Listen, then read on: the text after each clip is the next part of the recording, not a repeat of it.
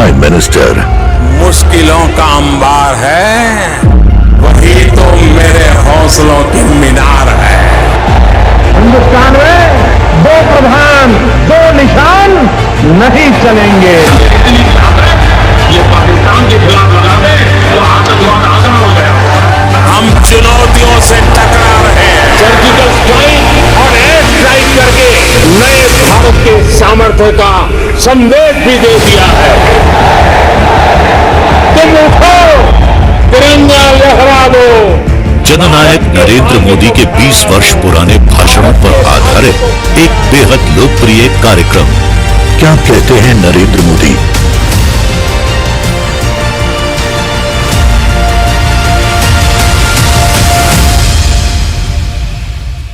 नमस्कार, मैं हूं आपके साथ में मानसा मलिक। अपने खास कार्यक्रम क्या कहते हैं नरेंद्र मोदी में आज हम आपको सुनवाएंगे पीएम मोदी का वो ऐतिहासिक भाषण जो उन्होंने 31 मई 2022 को हिमाचल में दिया।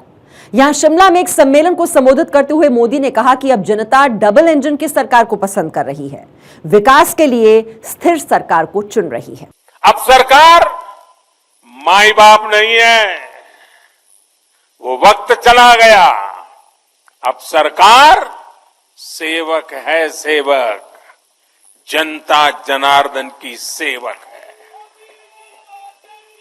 अब सरकार जीवन में दखल देने के लिए नहीं, बल्कि जीवन को आसान बनाने के लिए काम कर रही है। बीते वर्षों में हम विकास की राजनीति को देश की मुख्य धारा में लाए हैं। विकास की इसी आकांक्षा में लोग स्थिर सरकार चुन रहे हैं, डबल इंजन की सरकार चुन रहे हैं। साथियों, हम लोग अक्सर सुनते हैं कि सरकारें आती हैं, जाती हैं, लेकिन सिस्टम वही रहता है। हमारी सरकार ने इस सिस्टम को ही गरीबों के लिए ज्यादा संवेदनशील बनाया, उसमें निरंतर सुधार किए। पीएम आवास योजना हो, स्कॉलरशिप देना हो या फिर पेंशन योजनाएं, टेक्नोलॉजी की मदद से हमने भ्रष्टाचार का स्कोप कम से कम कर दिया। जिन समस्याओं को पहले परमानेंट मान लिया गया था, हम उसके परमानेंट सॉल्यूशन देने का प्रयास कर रहे हैं। जब सेवा, सुशासन और गरीब कल्याण का लक्ष्य हो तो कैसे काम होता है, इसका एक उदाहरण है डायरेक्ट बेनिफिट ट्रांसफर स्कीम। अभी मैं जो कह रहा था, डीबीटी के माध्यम से, डायरेक्ट बेनिफिट स्कीम के माध्यम से 10 करोड़ से अधिक किसान परिवारों के बैंक खाते में सीधे 21,000 करोड़ रुपए ट्रांसफर हो गए।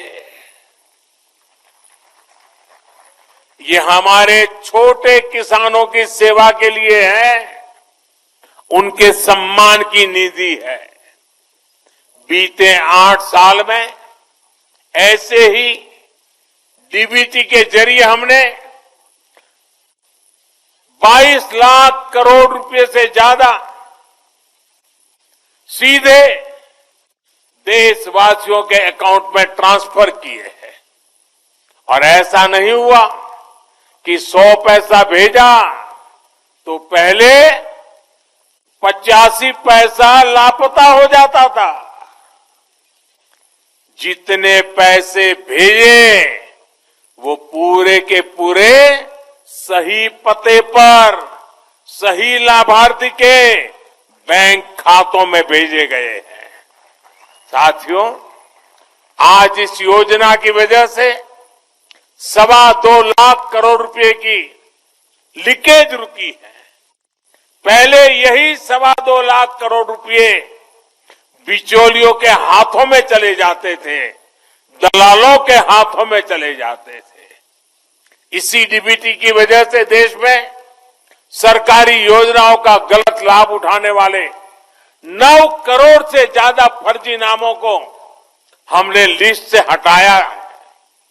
आप सोचिए, फर्जी नाम कागजों में चढ़ाकर गैस सब्सिडी, बच्चों की पढ़ाई के लिए भेजी गई फीस, कुपोषण से मुक्ति के लिए भेजा गया पैसा, सब कुछ लूटने का देश में खुला खेल चल रहा था। ये क्या देश के गरीब के साथ अन्याय नहीं था? जो बच्चे उज्जवल भविष्य की आशा करते हैं, उन बच्चों के साथ अन्याय नहीं था? क्या ये पाप नहीं था?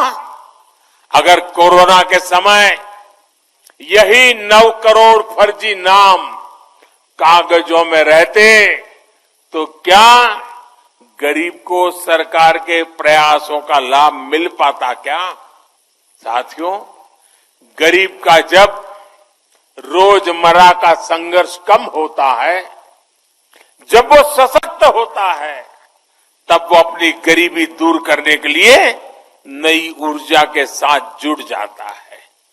इसी सोच के साथ हमारी सरकार पहले दिन से गरीब को सशक्त करने में जुटी है।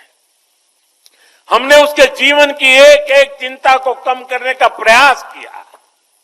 आज देश के 3 करोड़ गरीबों के पास उनके पक्के और नए घर भी, जहां आज वो रहने लगे हैं। आज देश के 50 करोड़ से ज्यादा गरीबों के पास 5 लाख रुपए तक के मुफ्त इलाज की सुविधा है।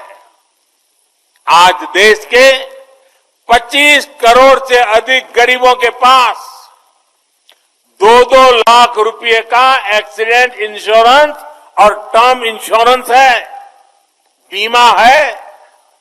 आज देश के लगभग 45 करोड़ गरीबों के पास जनधन बैंक खाता है। मैं आज बहुत गर्व से कह सकता हूं कि देश में शायद ही कोई ऐसा परिवार होगा जो सरकार की किसी न किसी योजना से जुड़ा न हो, योजना उसे लाभ न देती हो। हमने दूर सुदूर पहुंचकर लोगों को वैक्सीन लगाई है। देश करीब 200 करोड़ वैक्सीन डोज के रिकॉर्ड स्तर पर पहुंच रहा है। और मैं जयराम जी को बधाई दूंगा।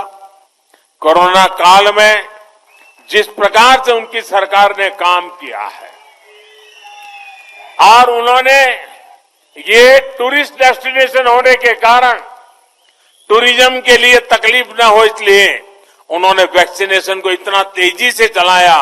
हिंदुस्तान में सबसे पहले वैक्सीनेशन का काम पूरा करने वालों में जयराम जी की सरकार अग्रिम पंक्ति में रही है। साथियों, हमने गांव में रहने वाले 6 करोड़ परिवारों को साफ पानी के कनेक्शन से जोड़ा है, नल से जल। साथियों, हमने 35 करोड़ मुद्रा लोन देकर गांव और छोटे शहरों में करोड़ों युवाओं को स्वरोजगार का अवसर दिया है। मुद्रा लोन लेकर कोई टैक्सी चला रहा है, कोई टेलरिंग की दुकान खोल रहा है, कोई बिटिया अपना स्वयं का कारोबार शुरू कर रही है। रेहड़ी ठेले पटरी पर काम करने वाले लगभग 45 लाख साथियों को भी पहली बार बैंकों से ऋण मिला है, अपने काम को बढ़ाने का रास्ता मिला है। और जो प्रधानमंत्री मुद्रा योजना है ना, मेरे लिए संतोष की बात है, उसमें 70% बैंक से पैसा प्राप्त करने वालों में 70% हमारी माताएं बहनें हैं जो एंटरप्रेन्योर बन करके आज लोगों को रोजगार दे रही है। साथियों, यहां हिमाचल प्रदेश के तो हर घर से शायद ही कोई परिवार ऐसा होगा जिस परिवार से कोई सैनिक न निकला हो। ये वीरों की भूमि है जी, ये वीर माताओं की भूमि है जो अपने गोद से वीरों को जन्म देती हैं, जो वीर मातृभूमि की रक्षा के लिए 24 घंटे अपने आप को खपाते रहते हैं। साथियों, ये जो सैनिकों की भूमि है, ये सैन्य परिवारों की भूमि है। यहां के लोग कभी भूल नहीं सकते कि पहले की सरकारों ने उनके साथ किस तरह का बर्ताव किया। वन रैंक वन पेंशन के नाम पर कैसे उन्हें धोखा दिया। अभी हम लद्दाख के एक पूर्व सैनिक से बात कर रहे थे, जीवन सेना में बिताया था। उसको पक्का घर हमारे आने के बाद मिल रहा है। साथियों, उनको निवृत्त हो गए भी 30-40 साल हो गए। साथियों, सैन्य परिवार हमारी संवेदनशीलता को भली भांति समझता है। ये हमारी ही सरकार है जिसने 4 दशकों के इंतजार के बाद वन रैंक वन पेंशन को लागू किया। हमारे पूर्व सैनिकों को एरियर का पैसा दिया। इसका बहुत बड़ा लाभ हिमाचल के हर परिवार को हुआ है। साथियों, हमारे देश में दशकों तक वोट बैंक की राजनीति हुई है। अपना अपना वोट बैंक बनाने की राजनीति ने देश का बहुत नुकसान किया है। हम वोट बैंक बनाने के लिए नहीं, हम नए भारत को बनाने के लिए काम कर रहे हैं। जब देश राष्ट्र के नवनिर्माण का हो, जब लक्ष्य आत्मनिर्भर भारत का हो, जब इरादा 130 करोड़ देशवासियों की सेवा और उनका कल्याण करने का हो, तो वोट बैंक नहीं बनाए जाते, सभी देशवासियों का विश्वास जीता जाता है। इसलिए हम सबका साथ, सबका विकास, सबका विश्वास और सबका प्रयास की भावना से आगे बढ़ रहे हैं। सरकार की योजनाओं का लाभ सबको मिले, हर गरीब को मिले, कोई गरीब छूटे नहीं। अब यही सरकार की सोच है और इसी अप्रोच से हम काम कर रहे हैं।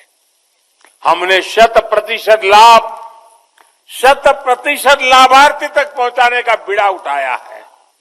लाभार्थियों के सैचुरेशन का प्रण लिया है। 100% सशक्तिकरण यानी भेदभाव खत्म, सिफारिश खत्म, तुष्टीकरण खत्म। 100% सशक्तिकरण यानी हर गरीब को सरकारी योजनाओं का पूरा लाभ। मुझे ये जानकर अच्छा लगा कि जयराम जी के नेतृत्व में हिमाचल प्रदेश इस दिशा में बहुत अच्छा काम कर रहा है। The making of a Prime Minister.